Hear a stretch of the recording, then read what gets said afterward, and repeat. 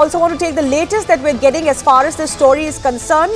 Canadian Prime Minister Justin Trudeau has spoken more on the latest step that they have taken, saying that Canada is not trying to provoke India by suggesting its agents were linked to the murder of a Sikh separatist leader, but warns New Delhi to address the issue properly. So that's the further statement that has come in from the Canadian Prime Minister on this. Remember, when he met Prime Minister Narendra Modi, he was also asked about this, and he gave the same response that Canada stands for freedom of expression and protest, although they will not tolerate violence and hatred.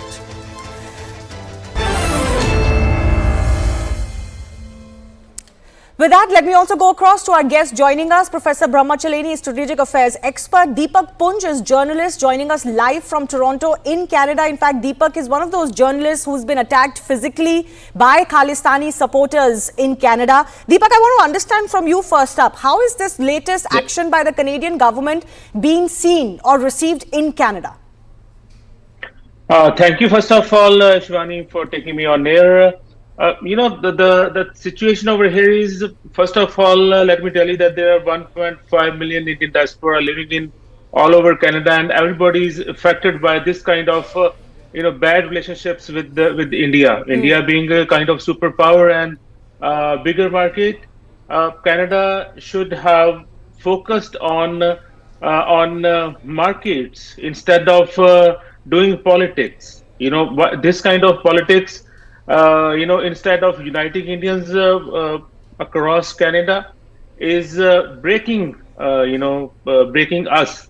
And as Indians, Indo-Canadians, we are very worried because Sikhs and Hindus, we all live together peacefully. We have, our families are together, our values are together, our businesses are together. And this kind of situation creates trouble between us. Between the communities. So Mr. Trudeau should... But Mr. Trudeau certainly has been accused of, and India has said this openly, of domestic reasons why he continues to be soft on Khalistani elements, many of whom are accused of criminal activity in Canada in the past. Yes. I want to understand from you, is this move being seen from his party and his government essentially as a move that will bring more popularity for Mr. Trudeau? Is this fundamentally how it is being received, or do you think there are concerns in Canada's politics too, and amongst politicians too, that this is a bad move for Canada?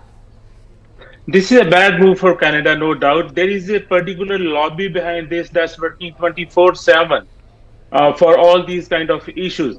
I will take you a little bit back before, like a few years back, when Trudeau went to India with full delegation, and after when he came to Canada, it was a huge, huge news all over by CSIS by putting Sikh extremism, and Mr. Trudeau gave the same kind of address that time, but it was a big roar all over Canada and in basically Sikh politics in Canada, and Trudeau and Liberal government bound to take back those Sikh extremism words. That means they can put words anytime and they can take back words anytime. We don't know if Mr. Trudeau will take back these words again after some time, Okay, let me go across to Professor Brahmachaleni as well. Many feel fundamentally Trudeau has done India a favor by acting in such a knee-jerk way and kind of making this such a public spat. He's kind of, made India's job easier to now tighten the screws. And if India was to do that, because India has been very miffed with Canada over its policies and domestic policies hurting India, how should India go about this? Because I'm sure this cannot really rest at expelling a diplomat as a reciprocal move. The real problem is that Trudeau has political ties with Canadian Sikh radicals.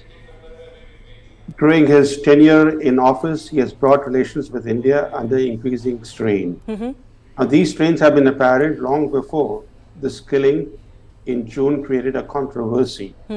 Now, with his allegation